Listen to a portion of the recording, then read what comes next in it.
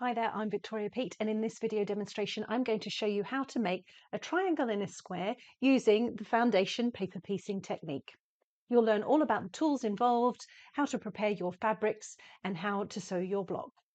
The Triangle in a Square PDF pattern includes templates for making this great quilt block in 11 different sizes, ranging from a tiny 1-inch square up to a finished size of 6 inches.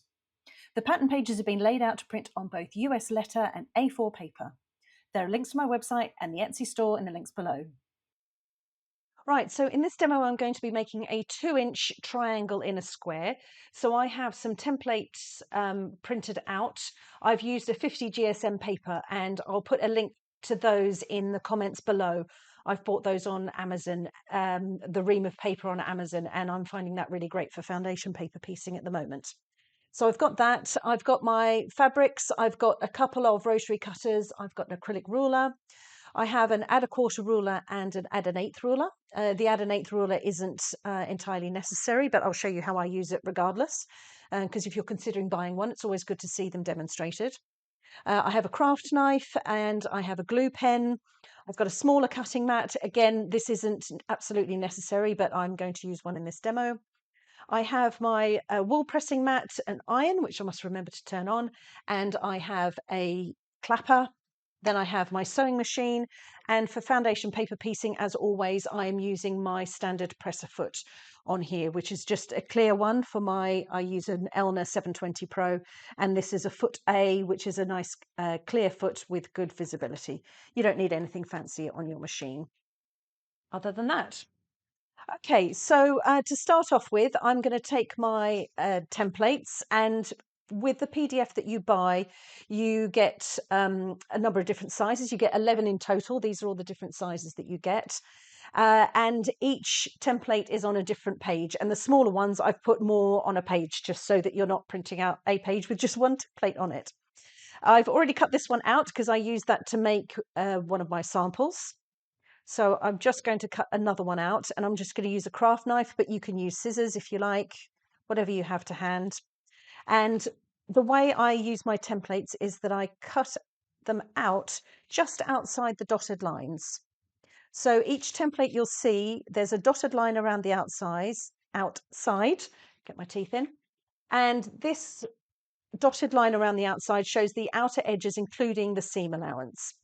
You then have a load of straight, solid lines, and these are going to be all your stitching lines. But to make this individual block, we will only be sewing 2 lines. The ones around the outside are there for when you come to join this block into another project of sorts. What I need is my fabrics. So I've decided that I'm going to have a white in the center, and I've got this print here, which has got some butterflies on it. And then I'm going to use this print here. It's a print, it's not a solid. So we'll just need to be careful about how we cut out this fabric in preparation for using them with our template. I'm just going to turn my iron on. Right, so in order to prep the fabrics, I have used my templates. I have a PDF of a bunch of templates that match the sewing templates for the triangle in squares. These ones help you with cutting out your fabrics in preparation for foundation paper piecing. You absolutely don't need to use these, but what a lot of people find, myself included, is when you're sewing and working with diagonals such as these on triangles, it's very easy to get things wrong because you're working back to front, and sort of, inside out, upside down. Foundation paper piecing can be a little bit tricky when it comes to triangular shapes and working on these angles. So I've made these templates to make it easier so that you can prepare your fabric into vaguely the right shape, and it makes it easier for placing them in the right place when it comes to making these blocks. So to start off with, we're going to add piece number 1 to our template. So what I'm going to do first is I'm going to trim this down. You absolutely don't need to do this. I could just add this to the template now, fold back, trim, and move on. But I think it's worth me showing you how to use this template. I've got a completely separate video on using these templates that goes into a bit more depth, but I figured I may as well show you how I use the template this time round. So what I've done is I've taken the template and I've measured the height. So I've gone from the top to the bottom and I've measured the height with the ruler the right way round, and that's 2 3/4 inches. So I've cut a rectangular fabric that's 3 inches by 2 3/4.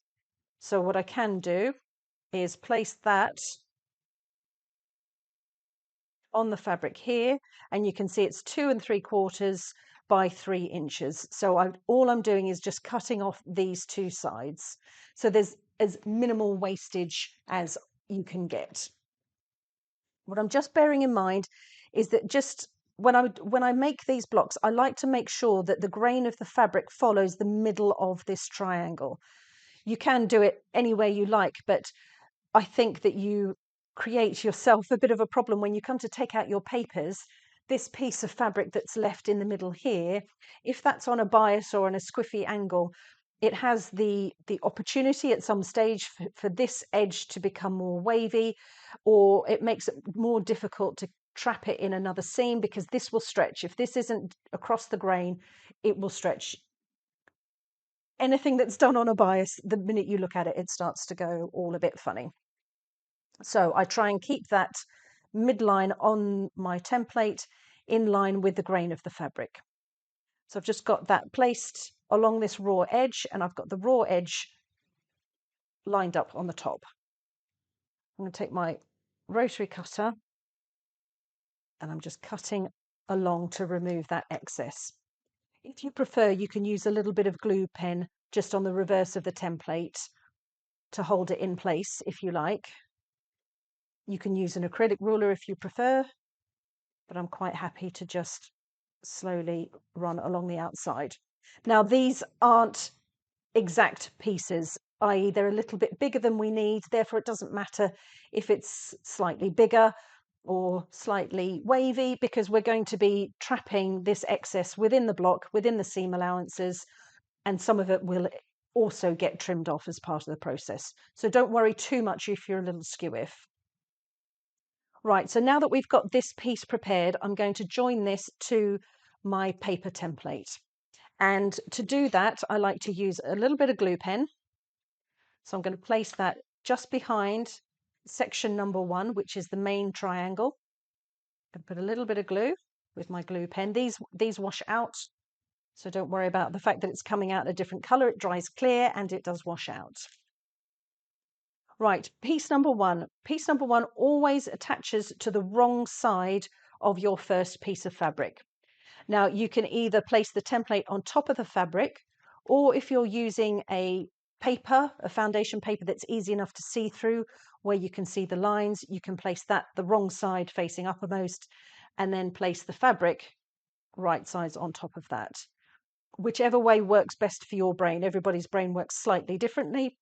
But either way, what you need is for the piece of fabric to sit underneath where this triangle 1 is, and you need seam allowances going out on all 3 edges. So the fabric needs to extend beyond to the left and right of these diagonal sides, and it needs to extend beyond beyond where this dotted line is on the outside edge. So as long as you've got that in the middle, we're all good to go. Now what we need is we need the fabric for pieces 2 and 3, which are the side triangles. In order to cut those, I've given you a template as well. Now, the side triangles are a little bit more challenging, or you've got to think about them a little bit more, because what you'll find is that the triangles are a mirror image of each other. They're not exactly the same.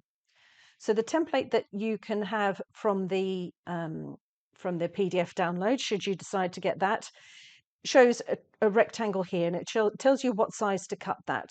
And it's for this 2-inch triangle in a square, it's 2.5 inches wide by 3 inches high.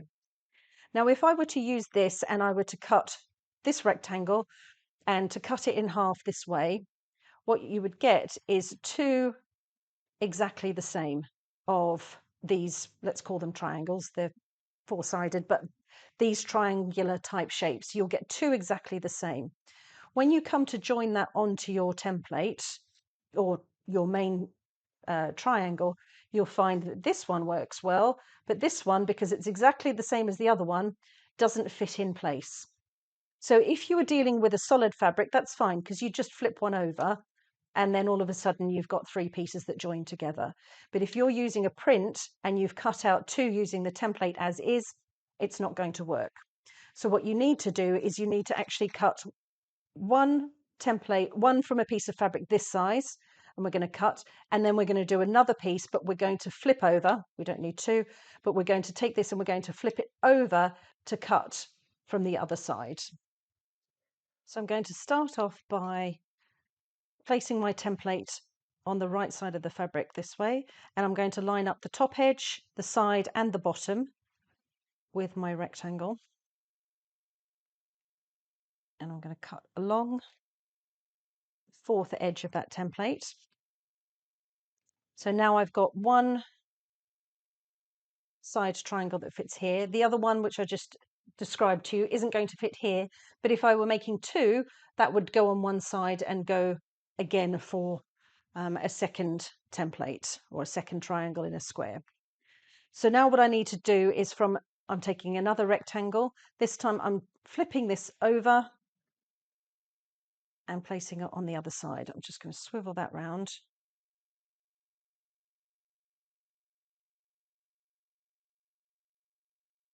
And I've lined up the top, the side and the bottom edge. And then just cutting along that 4th edge. So again, I've got another rectangle or another triangle type shape that I can save for another triangle in a square, or it can go into my stash. But then I've created another side triangle that I can use with my main triangle. So now that I've got these 2 pieces of fabric prepared, I can then look to add this second piece to the first piece that's already as part attached to my template. So I'm going to take my ruler. Now I'm using this ruler, which is an add an 1/8 ruler, because it's got a nice chamfered or beveled edge on this side. So I'm using this to fold the template back along this line, and it gives me a nice hard edge to just fold back. And what that's doing is that's exposing the seam allowance for piece number 1, and that's exposing that seam allowance here. What we'd like to do is just trim that back to 1/4 of an inch. But as you can see, because we've pre-prepped our fabrics, there's really nothing, that's nothing to speak of that we're trimming off. If you're working with these smaller sizes, and perhaps even this one if you prefer, instead of trimming back to 1/4 inch, you could trim back to 1/8 of an inch, and this is where this has got a smaller lip on it than this ruler does. That's entirely up to you, what you're happy to work with. Now, what we need to do is we need to add a piece of fabric right sides together with this piece here, and then we're going to take it across to the sewing machine and we're going to sew along this solid line. So we need to take a piece of fabric and we'll place that on top. And what you're looking for is to join these right sides together along that diagonal edge, and you're just making sure that you're placing the piece of fabric underneath. And let me just grab a pen so I can see through. I'm not sure whether you'll be able to see it on the camera. My bodgy pen. So this is my dotted line, which is the outer edge of my pattern piece. So I just need to make sure that the fabric sits beyond where those lines sit. So the solid line is the finished part of the block. And then this outer part here is the seam allowance. So the fabric underneath here, that's sitting right side facing uppermost, we're just flipping and making sure that the fabric extends beyond where these dotted lines are. Now I can see through because this paper is absolutely fantastic because it's got that amount of transparency, or you can hold this up to a light or a window or something just to look through, and you'll be able to see the shadow of this piece of fabric shining through, just to make sure that that's in the right place. Once you're happy, you can take that across to the sewing machine. Move my mouse. You can take it across to the sewing machine. Double check that your seam allowances are still matching, and then very carefully you can flip that over, and we're going to sew along this solid line. I'm going to start within the seam allowance. I'll grab my pen again. I'm going to go into the seam allowance just a little way here. I'm not going to go all the way through the seam allowance because later we're going to come along and we're going to sew along this line. So first of all, we're sewing on the line between 1 and 2, which is this one. And then we're going to come back and do the line between 1 and 3. So this line of stitching between 1 and 3 will trap the ends of this first piece of stitching. So we don't need to go all the way through to the end because it just causes us a bother later, and it's a bit of a pain to remove those stitches from the paper. So I'm going to start a couple of stitches before, but at this end, I'm going to go all the way through the seam allowance. You note that it's not going through this edge here. That's because it's not a right angle line that's going through the block. It's at a more of an acute angle, or obtuse, depending on which way. Acute. A bit more of an acute angle, so it's not going through the corner of the template. You'll be able to see that on the line that you folded to expose this seam allowance. You'll be able to see that, and you'll just follow the crease line. So I have my machine set up with a slightly shorter stitch length, and I do that so that it's easier to remove the papers at a later stage. So I'll just drop the needle those couple of stitches beyond the start of the line, and then I'm going to sew with that shorter stitch length all the way along that solid line, and then I'm going to get to the seam allowance and then through the seam allowance. Okay, so you can just see I started kind of here along the line and through the seam allowance at the other end. So now I'll press that. So I always press flat, warms up the fibres, makes the fabric easier to move, and then I'll pull the fabric back along that line of stitching. I'm being very careful to make sure that that fabric goes back in a perpendicular fashion to the line of stitching. Try not to pull too much in one direction or another because this edge here is a bias edge, so you just don't want to stretch it out of place. It's quite easy to do. I like to just allow that to cool. You absolutely don't have to do this, but I like the crisp finish that it gives. Okay, so we've got pieces number 1 and number 2. Then finally, we're going to add piece number 3. So we're going to do the same process that we did before. I'm going to fold back along the line between 1 and 3, and that will expose the excess fabric from piece number 1, which is your seam allowance. We can trim that back, but as you can see, there's not a lot there. So if I'm trimming back to 1/4 of an inch, using my add a quarter ruler, there's hardly anything there. But like I said before, you can use your add an 1/8 ruler instead. Then we're going to take this piece of fabric. Again, we're placing right sides together and place this on top,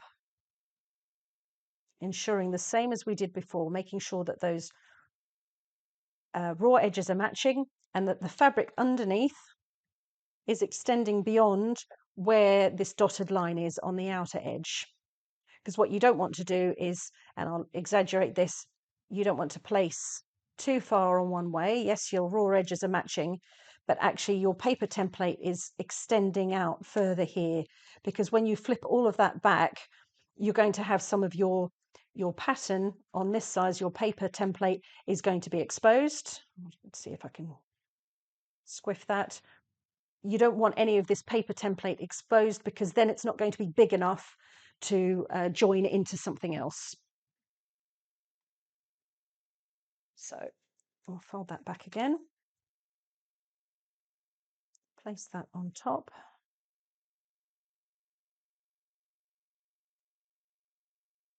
Just double check that that's sitting in the right place. Pick that up, bring it across to my machine.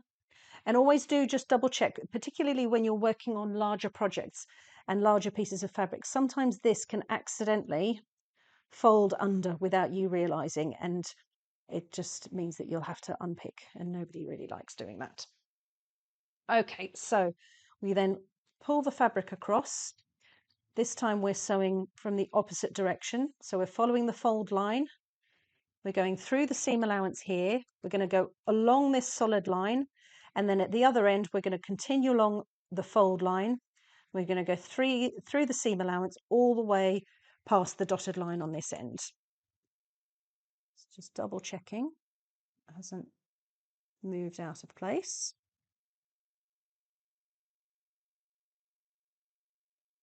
Dropping my needle down by just using the hand crank. Got that shortest seam length, stitch length, through the seam allowance, along the solid line, up to the solid line on the outer edge. We're going following along exactly the same straight line, through the seam allowance, past the dotted lines. Okay, so this time we've gone through this side, along, and all the way through the other side. So now we can press that. Again, press it flat, sets the stitches into the seam, warms the fabric up, and then gently pull perpendicular to that line of stitching.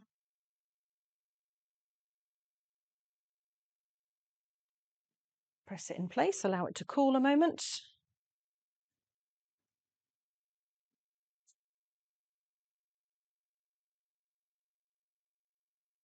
And I find if you allow the fabric to cool as much as possible, those fibers then set again, because when they're warm, that's when they're all pliable. But if you allow them to cool back down again, then they kind of set in place. So the longer you can leave it, the better it is. And usually I do this pressing as I go along and use my my clapper. But at the end, I tend to press my block, warm everything up, and then I'll set it underneath an acrylic ruler and a book or something, just to make sure it's really flat. Not so much of a problem with a block such as this, because it's small and has only got 2 lines of stitching, but the more complicated blocks do benefit from a little squash.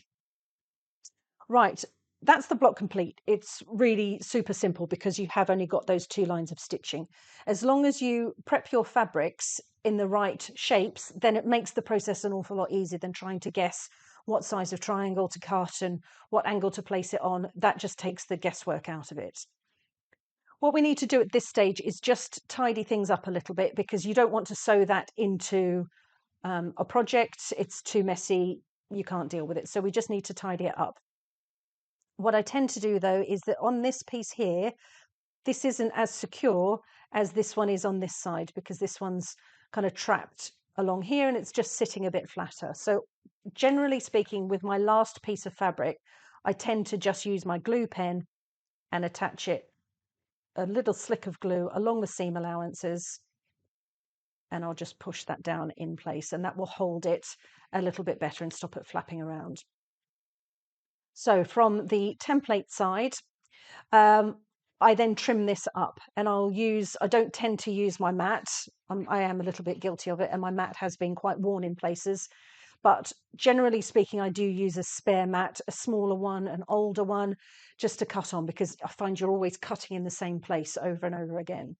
So it's just cheaper and easier to be able to replace a little mat than it is a bigger one. So to trim up, I've got my smaller mat, I've got an acrylic ruler, and I've got an old rotary blade that I save for this purpose, for cutting through the paper. So I will take my acrylic ruler, my 1/4 inch line I will place along the outer solid line of my template. And that should mean that the outer edge of the acrylic ruler should match up with the dotted line on the outside edge. I can then go round and trim off that excess on all 4 sides.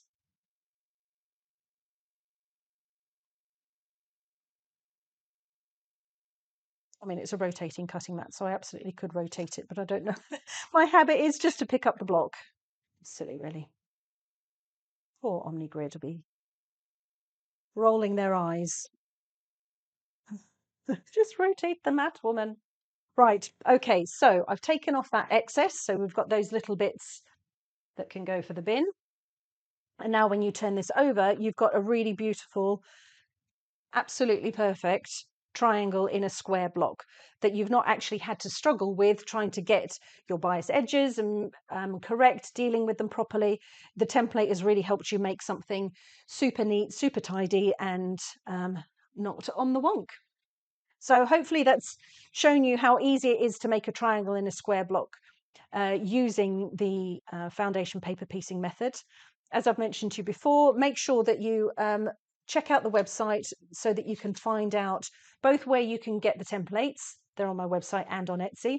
But on my website, I've got a full tutorial on how to use these templates in order to prep your fabrics, both for patterned fabrics and for solids. If you sign up to the newsletter, you'll get a full template pack. You've got a full printable.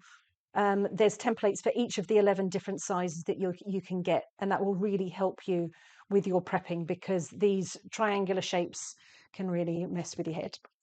So yeah, that's it from me. I hope you found that useful.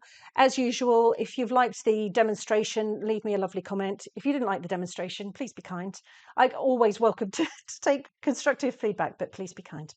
Yeah, give us a thumbs up, leave me a comment, and that's it from me. I will see you next time. Remember, if you're looking for these and other great FPP templates, you can find them on my website or in my Etsy store. There are links to both in the description below.